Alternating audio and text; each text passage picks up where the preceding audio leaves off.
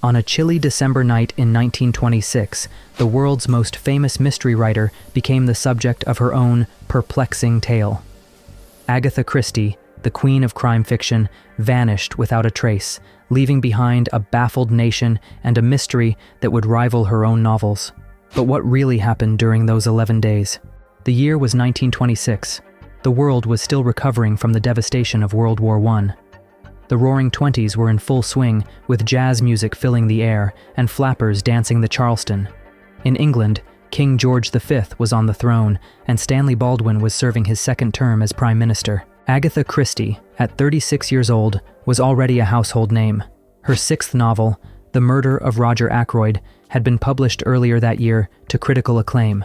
Christie was at the height of her literary career, with her clever plots and ingenious twists captivating readers across the globe.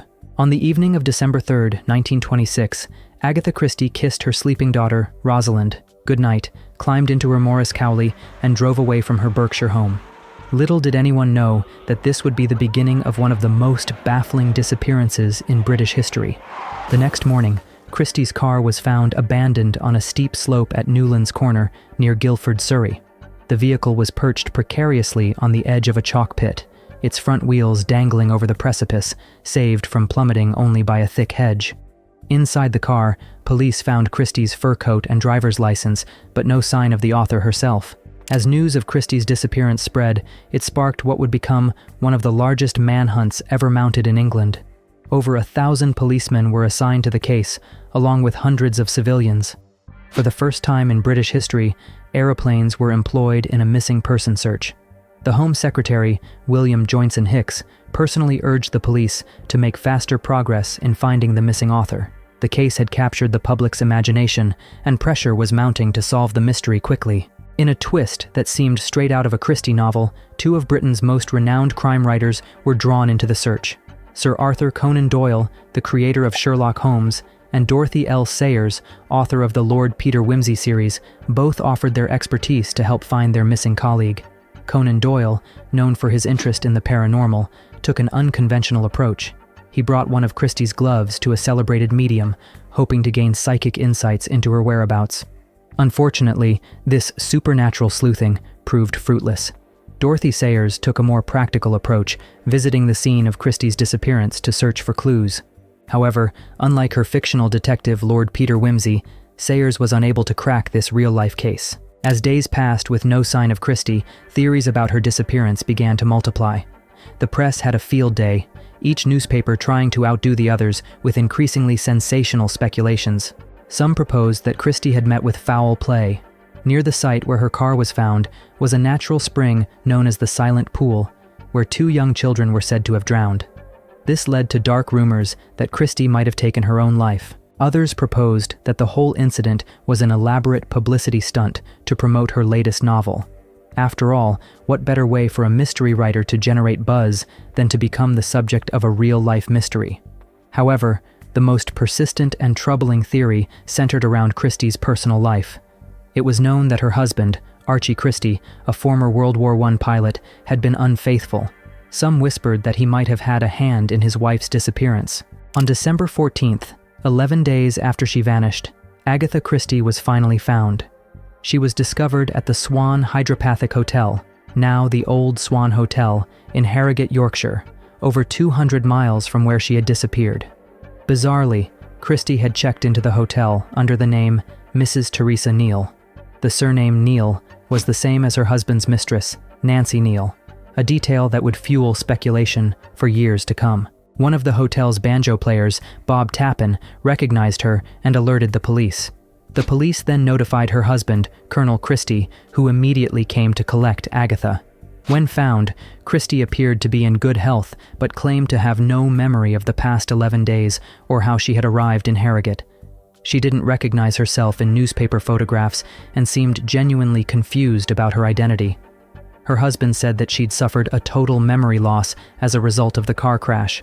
Christie's reappearance, while a relief to many, only deepened the mystery. She never publicly explained her disappearance, and the event remained a subject of speculation for the rest of her life.